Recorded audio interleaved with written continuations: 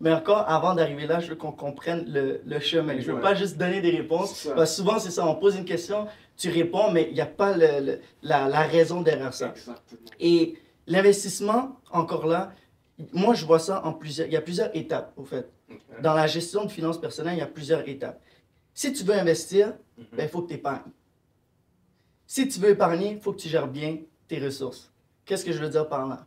Donc, première étape, c'est les revenus versus les dépenses. Quelqu'un qui dépense toujours plus que ce qu'il reçoit, bien évidemment, il ne pourra pas épargner. Ouais. Et si tu n'épargnes pas, ben, tu n'as pas d'argent pour investir. Donc, c'est des étapes, des niveaux très importants à comprendre. Parce que tout le monde dit, ouais, je veux investir, je veux investir. Mais si on vient aux premières étapes, tu dépenses plus que ce que tu gagnes. Donc, ça va être très difficile de déjà épargner, puis par la suite investir. Donc, moi, c'est une des choses que je dis le plus aux gens qui sont autour de moi. Premièrement, première étape, regarde tes états. Regarde ton compte en banque. Qu'est-ce qui se passe? Est-ce que tu es dans le vert ou dans le rouge? Qu'est-ce que je veux dire par là? Si tu es dans le vert, c'est que tu gagnes toujours plus que ce que tu dépenses. Donc là, tu as un bon équilibre. Exact, tu as un équilibre, que tu as de l'argent que tu peux mettre de côté pour épargner puis par la suite investir. Mais si tu es dans le rouge, je ne vais pas te dire oui, va investir. Mais non, déjà, remets ta situation financière à l'ordre, remets ta situation financière sur tes pas, puis par la suite, tu vas pouvoir là commencer à épargner. Et une fois que tu épargnes, là, tu vas pouvoir investir le Tu crois montant. qu'il faut combien en épargne pour commencer? Par exemple, toi, tu as commencé avec combien en épargne?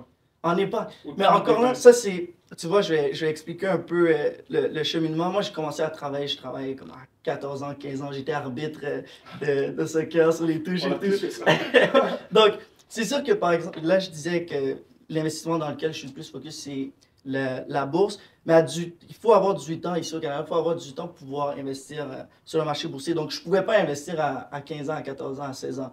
Mais qu'est-ce que je faisais? J'étais dans l'étape d'épargner. Ok. Donc, quand je travaillais, ben, j'épargnais. Il y avait un pourcentage de mon revenu que je mettais de côté. Je savais que je ne pouvais pas investir, mais je préparais déjà. Une phrase que je me dis tout le temps, c'est « demain commence aujourd'hui ». Toutes les choses que tu fais aujourd'hui vont avoir un impact sur demain. Donc, si tu veux arriver où tu veux demain, ben, commence à prendre les décisions dès aujourd'hui pour pouvoir t'enligner, pour pouvoir te mettre dans la meilleure position pour réussir demain. Donc, qu'est-ce que je faisais? Je savais qu'à 18 ans, j'allais commencer à investir, mais des années avant, je commençais à mettre un peu de côté, un peu de côté, un peu de côté. Puis, rendu à 18 ans, j'avais assez d'argent, puis là, j'ai commencé à investir. Ok, puis pendant que tu épargnais, tu te formais aussi? Ou... Exactement, ça Ok. c'est une très bonne question. La formation, c'est important.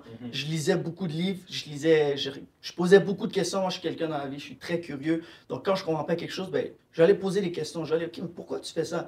C'est quoi la raison derrière ça? Qu'est-ce qui t'amène à faire ça? OK, tu as fait ça parce que c'est à cause de ça. Donc, c'est de poser des questions, d'être curieux, de lire des livres. Moi, je suis quelqu'un qui lit quand même beaucoup de livres. Chaque année, j'ai ma liste de livres que je dois lire par mois et tout. Puis, c'est des façons justement de cultiver cette connaissance, puis d'en savoir plus. Et une fois que tu es prêt, ben là, tu y vas. Ah ouais. Non, ça c'est fort, ça c'est fort. Ça montre aussi que quelque part, il faut aussi vouloir agir, tu vois. 100%. Et puis je pense que c'est parmi un de tes prochains points, de passer à l'action. Exact. C'est important de passer à l'action. Puis il y a une phrase aussi que ça m'a frappé, que j'ai entendu récemment, c'est que la discipline va t'amener là où la motivation ne peut plus t'amener. Qu'est-ce que je veux dire? C'est facile d'être motivé. Tout le monde peut être motivé. On peut te donner, OK, si tu fais 100 push-ups, je te donne 10 $ maintenant, ou je te donne 100 $. Là, tu vas être motivé. Sur le coup, tu vas pouvoir le faire et tout. Mais demain, après-demain, dans une semaine, dans un mois, dans un an, dans 5 ans, qu'est-ce qui va te rendre là? C'est la discipline que tu as mis en place. Motivé, tout le monde peut être motivé. Je suis motivé à épargner, je suis motivé à prendre mes finances en main. Mais c'est pas juste être motivé qui va faire en sorte que tu vas réussir, tu comprends? C'est la discipline que tu mets en place qui va t'amener là. Puis une autre phrase aussi, j'aime beaucoup les phrases. Je vois ça. Une autre phrase aussi que j'ai entendue, c'est penser la chose, c'est pas faire la chose. Dire la chose, c'est pas faire la chose. Faire la chose, c'est faire la chose. Donc concrètement, il faut que tu fasses la chose pour pouvoir faire la chose. Tu comprends? Il faut juste le faire. Exact, il faut juste le faire. Donc c'est important d'avoir cette discipline en place pour pouvoir avancer puis faire ce que tu dois faire. On voit que la discipline, ça rentre beaucoup dans les finances. Tu vois. Nous, on avait beaucoup parlé de la discipline, de tout ce qui était routinier, tout ça, puis on a vu que la discipline, c'est quelque chose qui s'établit aussi, pas nécessairement avec la maturité, mais aussi, il y a un côté que tu dois le vouloir le faire. Donc, ça revient un peu aussi aux finances, du fait que tu dois vouloir dire, OK, je pense que je devrais mettre de l'argent de côté, je pense que je devrais regarder mes options. Parce qu'à la fin de la journée, je crois que c'est des options qui nous sont ouvertes. Il faut regarder les opportunités qu'on a. On prend ces opportunités, puis on les redirige pour justement... Ouais, non, tout à fait. C'est vraiment important ce que tu dis. Puis c'est vrai, faut avoir faut avoir ce vouloir-là. Puis, veux pas, c'est pas toujours facile. Il faut que tu fasses des sacrifices. Comme, si tu veux épargner, si tu veux investir et tout, et tu vois tu vas voir les gens autour de toi on est dans une société de consommation et tout, qui vont consommer, qui vont dire, ah, moi je viens d'avoir ma paie, on va aller acheter les nouveaux Jays, on va aller acheter les nouveaux vêtements, on va aller... Puis, il n'y a rien de mal à acheter des vêtements, il n'y a rien de mal à aller au resto, il n'y a rien de mal dans tout ça. Mais il faut que tu saches, OK, où est-ce que je suis, dans quelle situation où je suis, puis il faut que tu fasses des sacrifices. Moi, quand j'épargnais et tout, je voyais des amis, je voyais des gens qui achetaient des nouveaux vêtements, qui achetaient des trucs. Puis, est-ce que c'est tentant? Oui, c'est tentant. Mais tu te dis, non, je sais où je veux aller, puis c'est les sacrifices que je dois prendre pour pouvoir me rendre là. Et un jour, au fait, si tu fais tous les sacrifices aujourd'hui, un jour, tu vas pouvoir te permettre toutes ces affaires-là. Donc, c'est d'avoir ce vouloir-là, c'est d'avoir ce désir de te dire, OK, oui, aujourd'hui, ça va être difficile. Oui, aujourd'hui, je dois faire des sacrifices dans certains domaines, mais je sais que le résultat va valoir la peine. Donc, c'est très important ce que tu dis, de vraiment avoir ce vouloir-là, puis de mettre en place une discipline, de mettre en place des stratégies qui vont pouvoir t'aider à avancer.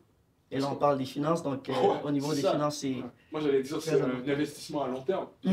Investissement à long terme. Donc, quelque part, il ne faut pas juste regarder aujourd'hui.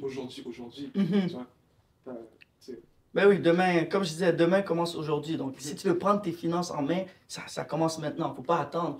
Le plus tôt tu commences, le mieux c'est. Puis c'est comme en investissement, le plus tôt tu commences, le mieux c'est. C'est fort. Okay. Et une fois que tu as sauté dedans, une fois que tu es dedans, est-ce que tu as une astuce, une clé pour pas devenir fou? Pour pas devenir fou, littéralement. Dans quel sens pour pas devenir fou? Bon, moi, comme je t'ai dit, je me suis initié. Ça a été une semaine forte en émotions. Forte en émotions. Le trading, surtout, c'est quelque chose, parce que je suis sur l'or et tout. Ok, toi, t'es dans le forex. Ok. Ça s'arrête pas. Ça s'arrête pas. Genre, 23 heures, j'ouvre, comme ça. 30 minutes après, c'est bon, c'est reparti. Vas-y, je vais dormir. Ouais, non, ça joue avec beaucoup les émotions. Mais moi, en fait, moi, je suis pas dans le trading de l'or. Moi, je suis vraiment dans du investissement à long terme. Puis, ce qui est important, j'aimerais expliquer aussi, souvent quand on parle de l'investissement à la bourse, les gens sont comme, non, oublie ça, c'est quoi ces graphiques, c'est quoi ces affaires-là, c'est compliqué. Mais moi, ce que j'aime, c'est vraiment de rendre les choses simples. Les choses qui sont peut-être compliquées, simples. Puis, si je peux expliquer de façon vraiment simple, c'est quoi l'investissement à la bourse, je vais vous utiliser un petit exemple. Si on parle par exemple d'un supermarché, un grand supermarché, ou un grand centre commercial, par exemple le Promenade Saint-Bruno, ici à Saint-Bruno, c'est quoi? C'est un espace, un grand espace, où il y a plein de compagnies qui vendent des biens puis des services. Donc nous, les consommateurs, on va dans ces magasins ou dans ces restaurants pour acheter un bien ou un service. Donc on est des consommateurs. La bourse, c'est exactement la même chose. La bourse, c'est quoi? C'est comme un centre d'achat où tu vas, mais au lieu d'aller acheter des biens et des consommations, tu achètes des actions. C'est quoi des actions? Des actions, c'est des parts d'entreprise. Donc, tu deviens un peu propriétaire de l'entreprise. Mais là, ce qui est intéressant, tout à l'heure, je parlais des ressources illimitées et de l'investissement. C'est qu'ici, on va dire, toi, tu reçois ta paye, moi, je reçois ma paye. Moi, je reçois ma paye, je vais au centre d'achat, comme dans mon exemple, et je vais acheter, par exemple, un produit Apple, téléphonique et tout. Là, mon argent est parti. J'ai mon produit, mais mon argent est parti.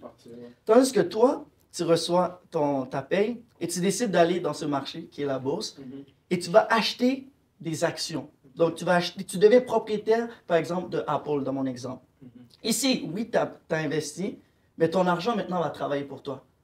Donc, l'argent que tu mets à la bourse, lui, il va travailler pour toi. Et l'objectif, lorsque tu fais de l'investissement boursier, c'est tu achètes une action à un certain prix et tu veux que lorsque tu vas le revendre, ben, le prix est plus élevé. Si j'ai acheté l'action, par exemple, à 10 $, ben, idéalement, je veux que le revendre à plus que 10 $, à 15 $, 20 $ ou peu importe. Donc ici, l'exemple, c'est de comprendre que la bourse, c'est pas quelque chose de compliqué et tout, mais c'est comme un centre d'achat que tu vas pour acheter des parts d'actions au lieu d'aller consommer.